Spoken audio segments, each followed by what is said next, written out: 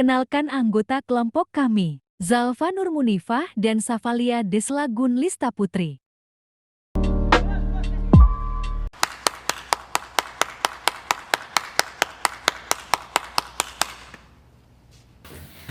Assalamualaikum warahmatullahi wabarakatuh. Waalaikumsalam warahmatullahi wabarakatuh. Halo teman-teman semuanya, selamat siang. Perkenalkan, saya Zalfa. Senang sekali rasanya bisa hadir dan juga berbagi kesempatan hari ini. Jadi hari ini saya bersama teman saya, Safa, ingin mengajak teman-teman di sini untuk ngobrol santai namun penuh dengan makna. Yaitu kita akan ngobrol tentang satu fase hidup yang mungkin sedang atau akan kalian alami, yaitu quarter life crisis. Jadi mungkin teman-teman di sini pernah nggak sih ngerasain atau sedang mengalami quarter life crisis? Pernah. Oh, pernah. Teman-teman yang lain? Teman yang lain? Pernah. Oke.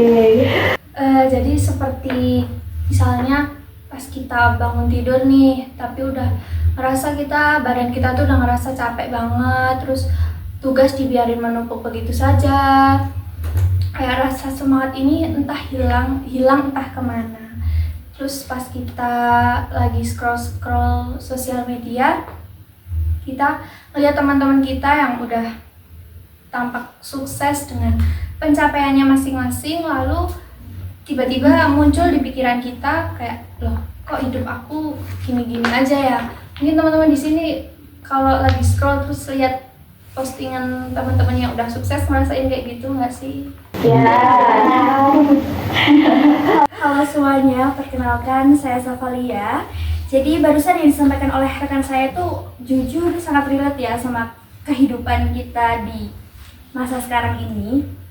Jadi memang banyak dari kita itu mengalami hal yang serupa teman-teman. Kita seringkali merasa bingung, khawatir, bahkan merasa tertinggal dengan teman sebaya kita karena quarter life crisis. Jadi itu memang fase yang sering datang secara diam-diam tanpa kita sadari, di mana kita mulai mempertanyakan sama diri kita sendiri.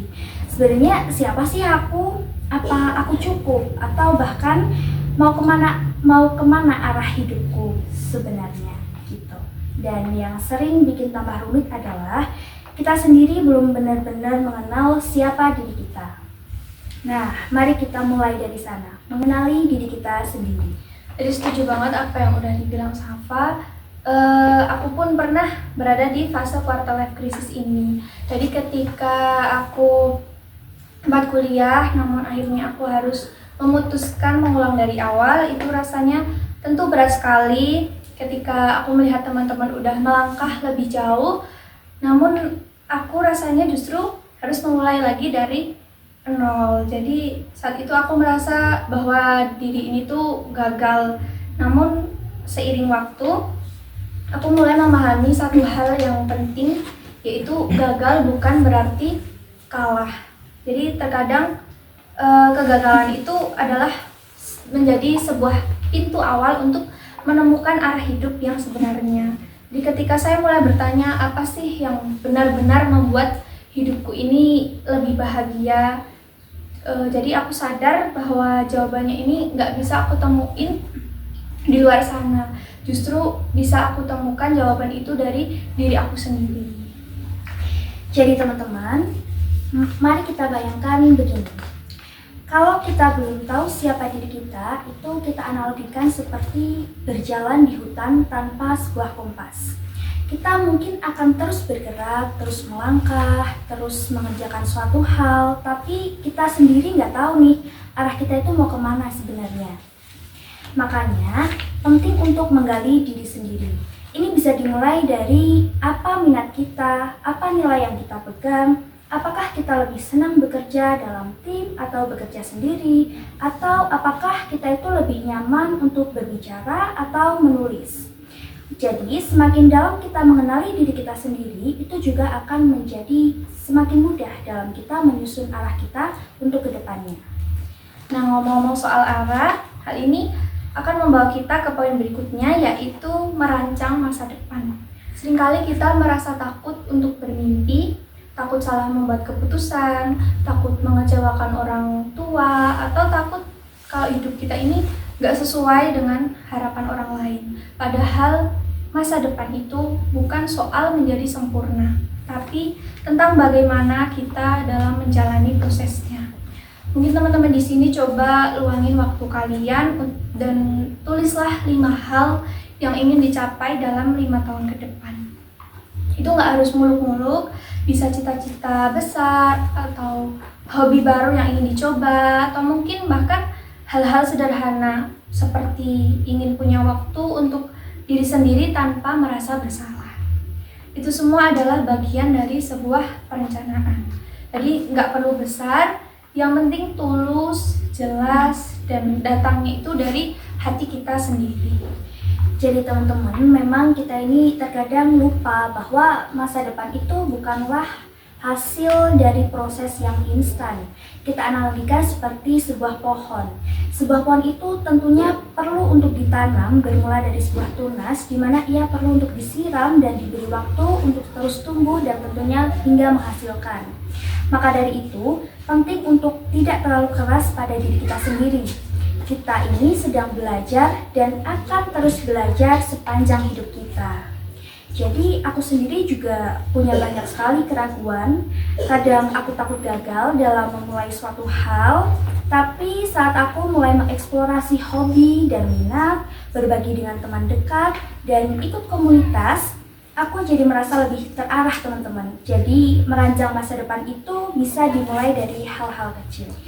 Nah, dan di tengah-tengah semua proses itu, teman-teman juga perlu ingat satu hal yang penting, yaitu berhenti membandingkan diri dengan orang lain. Mungkin teman-teman di sini sering nggak sih membandingkan diri kita sendiri dengan orang lain, atau Mungkin orang tuanya malahan yang membandingkan anaknya dengan anak tetangganya. Pernah nggak? Oke. Jadi apa yang kita lihat di media sosial itu seringkali hanyalah potongan terbaik dari hidup seseorang yang mungkin penuh dengan kebahagiaan, penuh dengan pencapaian, dan juga momen-momen yang indah. Padahal kita ini nggak pernah benar-benar tahu apa yang sudah mereka lalui di balik layar. Perjuangannya itu seperti apa, lalu kegagalan yang sudah mereka alami itu seperti apa, bahkan mungkin air mata yang nggak terlihat oleh kita. Jadi setiap orang itu punya waktunya sendiri, rezeki, jalan hidup, dan ritmenya itu nggak pernah sama. Kita bukan sedang berlomba siapa yang lebih cepat atau yang lebih lambat, namun kita semua sedang belajar, sedang berproses dengan cara dan juga cerita yang berbeda-beda. Ya, dan proses ini tentu akan membentuk kita menjadi pribadi yang lebih matang lagi teman-teman, dengan segala rintangan dan tantangan yang berani teman-teman hadapi sendiri. Kita belajar untuk lebih sabar, lebih bijak, dan tentunya siap untuk menjadi pemimpin masa depan, khususnya untuk diri kita sendiri. Tapi teman-teman, pemimpin seperti apa ya kira-kira yang bisa untuk memimpin masa depan itu? Jadi menurutku pemimpin itu bukan hanya soal jabatan teman-teman. Oh dia ketua organisasi A, oh dia pemimpin di sebuah kota. Itu bukan soal jabatan aja teman-teman. Pemimpin itu orang yang bisa memimpin dirinya sendiri terlebih dahulu. Misalnya, bisa membuat keputusan untuk dirinya sendiri, menghadapi segala tantangan, dan tetap berpijak pada nilai yang dia yakini. Betul banget, jadi kita semua ini punya potensi untuk menjadi pemimpin. Tidak perlu menunggu punya jabatan ataupun panggung yang besar. Jadi kepemimpinan ini dapat kita mulai dari hal-hal yang sederhana di sekitar kita. Misalnya di keluarga, di sekolah, maupun di lingkungan tempat tinggal kita sendiri. Jadi sebagai seorang pemimpin itu bukan hanya pandai berbicara saja, tetapi juga mau mendengarkan. Bukan hanya memberi perintah saja, tetapi kita juga mampu memberikan contoh lewat tindakan yang nyata. Terkadang kita sempat berpikir kayak, aku ini siapa sih? Apa aku cukup mampu? Apa aku ini bisa? Nah, hal itu coba kalian berdiri di depan cermin, tatap diri kalian sendiri dan juga katakan dengan yakin bahwa aku ini layak dan aku ini bisa. Jadi kalian nggak perlu insecure gitu. Ada satu hal penting juga teman-teman yang mungkin seringkali kita sepelekan, kita lupakan, yaitu jangan takut untuk istirahat. Ini istilahnya fase untuk bernafas dalam berproses mengenali diri kita sendiri ya. Dalam proses mengenal diri sendiri dan membangun masa depan, menentukan arah tujuan hidup kita, itu kita pasti dan akan selalu merasa lelah dalam setiap prosesnya. Ada saatnya merasa gagal juga, tapi tentunya itu bukan sebuah dosa teman-teman. Itu juga bukan sebuah kesalahan, bukan sebuah titik akhir bagi kita dalam menjalani hidup. Tapi kita bisa mengambil jeda, istirahat, tapi jangan menyerah. Iya, jadi kita bisa ambil waktu kita sejenak untuk merenung, berdiam, dan juga menyusun ulang langkah yang akan kita ambil. Justru dari rasa bingung dan juga ketidaknyamanan itu, kita mulai menemukan sesuatu yang baru, sesuatu yang mungkin selama ini tersembunyi dan juga sesuatu yang akhirnya dapat membawa kita lebih dekat pada diri kita sendiri. Jadi teman-teman, seperti yang kita tahu, seperti yang kita rasakan, bahwa di dunia, di luar sana itu penuh sekali dengan tantangan ya, baik dari diri kita sendiri atau dari lingkungan eksternal kita. Tapi yang perlu kita ingat adalah bahwa kita itu tidak sendiri loh, kita itu punya diri sendiri dan juga kita juga punya satu sama lain. Kalau hari ini kita itu masih bingung, belum tahu nih kita itu mau jadi apa, belum punya prestasi besar juga, itu bukan suatu masalah teman-teman, nggak apa-apa. Karena setiap orang itu punya waktunya masing-masing.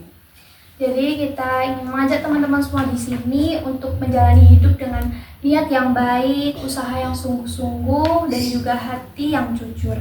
Jadi quarter life crisis ini bukanlah akhir, tapi sebagai titik tolak menuju versi diri kita yang lebih dewasa dan juga lebih mengenali diri kita sendiri.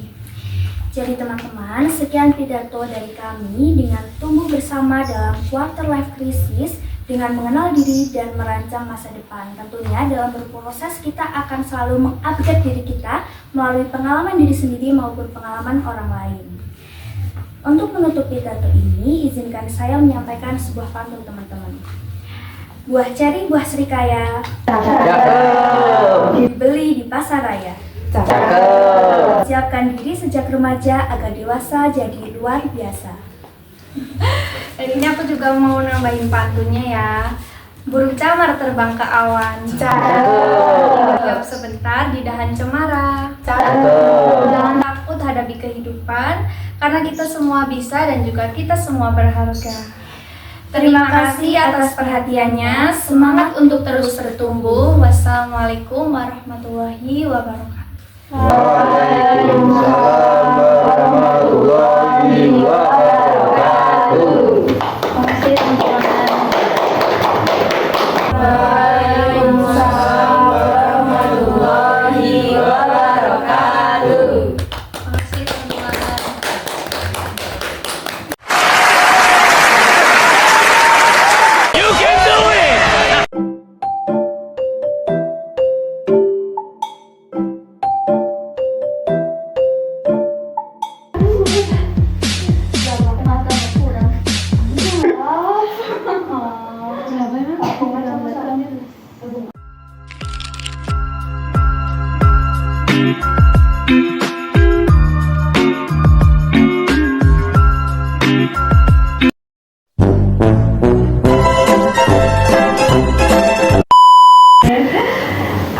Jadi apa juga lebih mengenali diri kita sendiri, panjang hidup kita. Jadi aku sendiri Tangan tuh ya.